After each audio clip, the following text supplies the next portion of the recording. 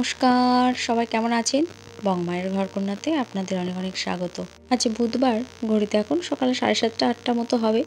যতবারই আসি ঘরটাকে চারিদিক ঘুরে দেখি মা কোথায় কী নতুন জিনিস রেখেছে, কিভাবে গুছিয়েছে। এই খাটটায় এখন যেমন বোন আছে তার মেয়েটিকে নিয়ে, 2 বছর আগে আমি থাকতাম গুড্ডিকে নিয়ে। কত যে স্মৃতি জড়িয়ে ঘরের প্রতিটা জিনিসের সাথে, প্রতিটা আনাচে কানাচে। এত মিস করি সেই সব দিনগুলোকে। এই ঠাকুরটা তো আমার নিজের হাতে আঁকা, বিয়ের কিছুদিন আগেই এঁকেছিলাম। আগেকার ভিডিওতেও বোধহয় আপনাদের দেখিয়েছিলাম ছবিটা।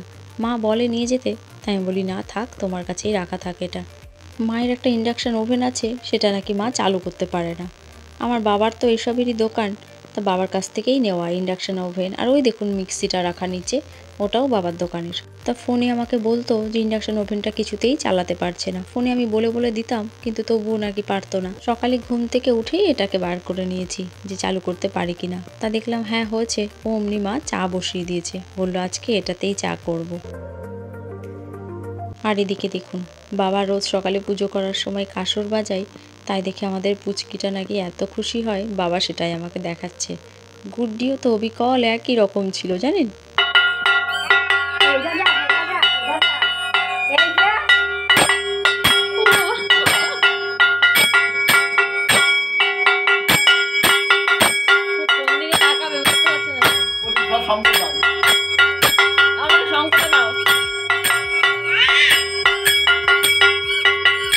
এখানে এলেই পুজো করা আর সন্ধ্যা দেওয়ার সময় গুড্ডির নজরই থাকতো কাসর ঘন্টার ওপরে। একাই এখান থেকে নিয়ে চলে যেত, টানাটানি করতো। এই যে আমাদের চাও ফুটে গেছে। মা নাকি সারা শীতে অনেক চেষ্টা করেছে একটু গরম জল করার জন্য, তা নাকি কোনো মতেই পারেনি। চলুন এবার সবাই মিলে বসে একটু চা খাই। মা আবার নিজে হাতে চালিয়ে ওটাকে দেখেও নিল। গুড্ডি বায়না ধরেছে দাদানের সাথে বাজার করতে যাবে। দুধ খাওয়া না পর্যন্ত বাবাকে আটকে রেখেছিল। এখন ওরা দুজন মিলে যাচ্ছে বাজার করতে। কালকে তো সন্ধ্যাবেলায় এসেছি, তখন প্রায় অন্ধকারই হয়ে গেছিল। ওই জন্য এখন আবার চারিদিকটা ঘুরে দেখছি। প্রতিবার আসলে তো এটাই দেখি যে কি পরিবর্তন হয়েছে। এই সব গাছপালা, মাটি, সব কিছুর সাথেই কত স্মৃতি জড়িয়ে তিল তিল করে এই বাড়িটাকে তৈরি হতে দেখেছি। আমরা তো আগে থাকতাম অন্য বাড়িতে, তা তিল তিল করে বাবা এই বাড়িটি গড়ে তুলেছে। আর মা দিন রাত পরিশ্রম করে বাড়িটাকে সাজিয়ে গুছিয়ে তুলেছে।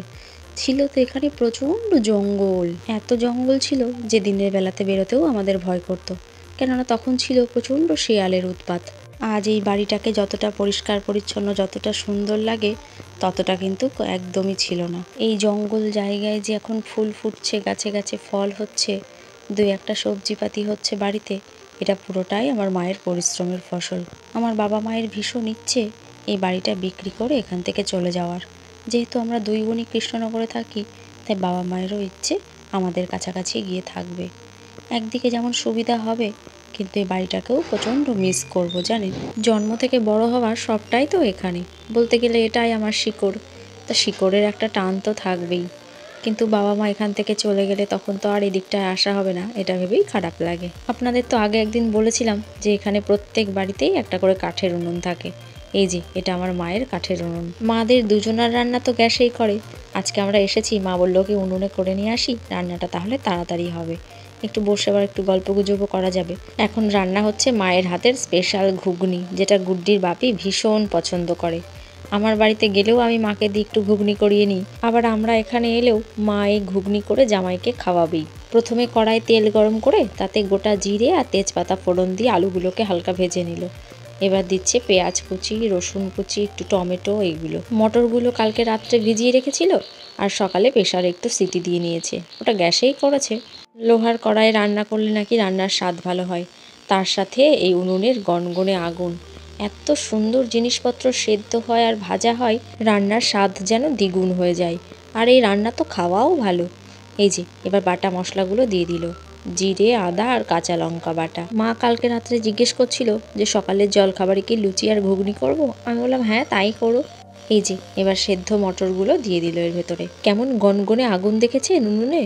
এখানকার মানুষজন দেখি বলে গ্যাসের রান্না নাকি তাদের ঠিক পছন্দ হয় না। এই যে শাশুড়ি স্পেশাল ঘুগনি, টেস্ট করে দেখো। এই যে কড়াই থেকেই গরম গরম ঘুগনি তুলে দিয়েছে জামাইয়ের জন্য। বাড়ির গাছ থেকে আমি আবার কয়েকটা ধনেপাতা তুলে দিয়েছিলাম ঘুগনিতে দেওয়ার জন্য। মা আবার লাস্টে সেগুলো একটু দিয়েছে। কেমন গরম তো গরম। নুনটা দেখো। ঠিক আছে, ঝাল কম, বাচ্চাদের জন্যই ঝাল কম। আমি আর মা মিলে এবার ঝটপট লুচিগুলো ভেজে ফেলি।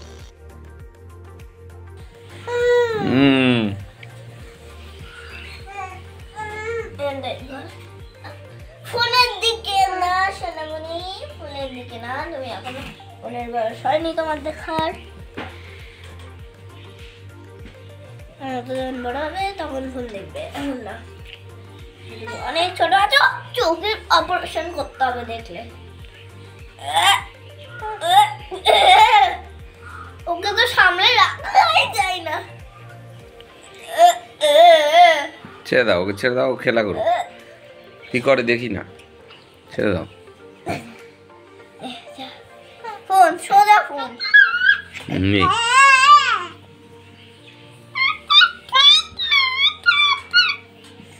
ফোন নিয়ে মুখে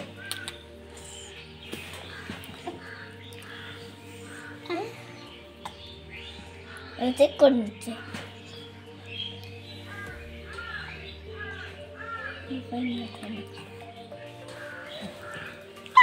ফোনটার কাজ হয়ে যাবে, ফোন বললি যা তাই শোনো। যা এবার যা, ওদিকে যা। পুচকি শোনা আমার।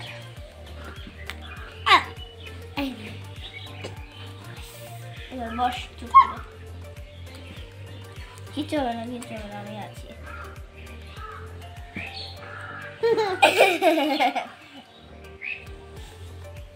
গুড্ডি এখানে যতবারই আসে মায়ের সারা ঘর তছনছ করে দেয়, সব কিছু লন্ডভন্ড করে দেয়, তবুও ওর কোনো খেলনাই পছন্দ হয় না কোনো। এবার আর সেটি হচ্ছে না, বনুকে সামলাতেই ওর সময় কেটে যাচ্ছে। মা দুপুরের রান্নাবান্না করছে, ভাবলাম একটু বাগানটা থেকে ঘুরে আসি। সকালে তো সবার জলখাবার খাওয়া হয়ে গেছে, এবার মার রান্নাটা হলেই খাওয়া দাওয়া সেরেই রওনা দেব। কালকে যেহেতু এখানে আসার সময় ভালোই ঠান্ডা লাগছিল, তাই গুড্ডির বাপি বলেছে আজকে নাকি এখান থেকে একটু আগে আগেই বেরোবে, মানে ওই 3টে নাগাদ বেরোবো এখান থেকে।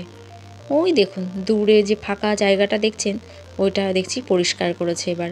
ওখানে প্রচুর গাছপালা ছিল, মা বলছে ওখানে নাকি এবার সুইমিং পুল হবে। এখানে তো সুইমিং পুল নেই আশেপাশে কোথাও, হলে ভালোই হবে, পাড়ার ছেলেমেয়েরা সাঁতার শিখতে পারবে। এই আম গাছগুলোতে তো এখন সব মুকুল আসবে, এত আম হতো গাছগুলোতে, আমের ভারে গাছগুলো পুরো মাটিতে নুয়ে থাকতো, হাত দিয়েই ছিঁড়ে ছিঁড়ে আমরা আম পাড়তে পারতাম। খুব মনে পড়ে সেই দিনগুলোর কথা। গুড্ডিকে যদি একবার দেখাতে পারতাম খুব খুশি হতো। এখনও গাছগুলোতে আম হবে ঠিকই, তবে সেগুলো অন্যের। এদিকে তো শুধুই মাঠ, ওই একটাই বাড়ি। আর এই হলুদ রঙের যেটি দেখছেন ওটি হলো একটি লজ, ওইখানেই আমার বোনের বিয়ে হয়েছে। আর ওই যে সামনে ওটি হলো আমাদের বাড়ি, আর বাড়ির পেছনের দিকে যে সাদা রঙের বিল্ডিংটি দেখছেন ওটি হলো আরেকটি লজ, ওই লজে আমার বিয়ে হয়েছিল। ঘড়িতে এখন বাজে প্রায় দুপুর 2টো। দুপুরের খাওয়া দাওয়াটা সেরে নিই। মা রান্না করেছে আজকে টমেটো দিয়ে মুসুরির ডাল, পাঁপড় ভাজা আর চিকেন। কী যে ভালো খাবার এটা আমার। আমি মাকে বলছি চিকেন দিও না, আমি শুধু ডাল দিয়েই খাই। বহুত দিন বাদে এই কাঁচা টমেটো দিয়ে টক ডাল খাচ্ছি। এটা আমার বাড়িতে একদমই করা হয় না, কেননা গুড্ডির বাপি খুব একটা পছন্দ করে না। ও আর একটা তরকারিও করেছে, আর আছে টমেটোর চাটনি। আমার মা তো বাচ্চাদের পড়ায়, তা 2 দিন আগেই তাদের নিয়ে বাড়িতে পিকনিক করেছিল। কলাপাতাতে তাদের খাওয়া দাওয়া হয়েছিল, তা কিছু কলাপাতা দেখলাম মায়ের ঘরে এখনও রয়েছে। দেখা মাত্রই মাকে বললাম মা আমরা কিন্তু আজ কলাপাতাই খাবো। মা বললো আচ্ছা খাস। বহুত দিন বাদে এই কলাপাতায় খাচ্ছি, কি যে ভালো লাগছে। এখন তো নেমন্তন্ন বাড়িতে কাগজের থালা, থার্মোকলের থালা, এইগুলো বহুদিন বাদে আজ কলাপাতায় খাচ্ছি। বাড়ি যাওয়ার জন্য রেডি হয়ে নিয়েছি, তবে মা আগেরবার আমাকে একটা মানি প্ল্যান্টের গাছ দিয়েছিল, সেটা আমার লাগেনি, তাই মাকে বললাম আর একটা দাও। পাতাগুলো এত বড় হয়েছে মনে হচ্ছে যেন এক একটা ছাতা। মার কাছ থেকে ধনেপাতা গাছ নিয়ে গেছিলাম, সেটাও দেখলাম লাগেনি, তবে এবার আর নেব না, কেননা মারও দেখলাম ধনেপাতা গাছ সেরকম নেই। চলুন এবার তাহলে বেরিয়ে পড়ি। তো টাটা টাটা। ও তাই তাই তাই তাই তাই তাই তাই তাই সবাইকে টাটা টাটা। হ্যাঁ তুমি ওটো স্টোলটা জড়িয়ে। টাটা। একটা দিন হলেও তো সবাই মিলে একসাথে থাকলাম, আনন্দ করলাম। আবার হয়তো কোনো ছুটির দিন দেখে আবার চলে আসব। ভেবেছিলাম বাড়ি ফেরার সময় হয়তো গুড্ডি কান্নাকাটি করতে পারে। এখানে বনুর সাথে খেলছে, মজা করছে। বনুর কাছ থেকে যখন ওকে বাড়ি নিয়ে যাব তখন হয়তো ওর মনটা খারাপ হতে পারে। হয়তো মনটা ওর ভিতরে খারাপ হচ্ছে ঠিকই, কিন্তু ও সহজে সেটা প্রকাশ করে না। দেখলাম কিছুই সেরকম বলল না। রেডি হতে বললে ঝটপট রেডিও হয়ে নিল। চারপাশটা একবার ভালো করে দেখে নিচ্ছি। মেয়েদের জীবনটা তো এরকমই, নিজের বাড়িতেই বেড়াতে আসতে হয়। চলুন তাহলে ভিডিওটাও আজ এখানে শেষ করি। সবাই ভালো থাকবেন, সাবধানে থাকবেন। ভিডিওটি ভালো লাগলে একটি লাইক করবেন, আর কেমন লাগলো সেটিও আমাকে কমেন্ট করে জানাবেন। নমস্কার, দেখা হবে খুব তাড়াতাড়ি পরের একটি ব্লগে।